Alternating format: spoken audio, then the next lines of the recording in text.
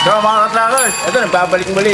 Ito pa yung pangatlo na unit na makukuha na Sir Vic at Ma'am Freddy.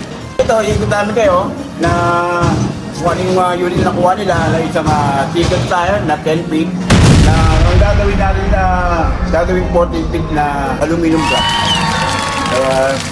Tama kayo mga trackers. So, itong unit na to, kaya gagamitin nila to nila Ma'am Sir sa business nila, sa furniture. So, kailangan nila 14 feet, single tire. Alam naman natin, wala namang original na 14 feet na single tire sa Japan. Meron lang tayo 10 feet. So, ito sir, i-ano natin yan, convert natin into 14 feet na single tire. So, abangan nyo ang paglabas nito, ang Paano namin gagawin namin from 10 feet to 14 feet? Tama. Abang-abang ko mga truck, kaya abangan nyo to. Papagandahin natin yung unit nila, sir. So, ito, pangalawang unit nila dito na na-purchase. Yung isa yung forward na close man. Ngayon is yung ito, single tire. Bali, pangatlo na nila to. Yung una, last year. So, yun mga truckers, ito update sa kanila. Sila ma'am. Ma'am, ano pong masasabi nyo sa unit na nakuha nyo?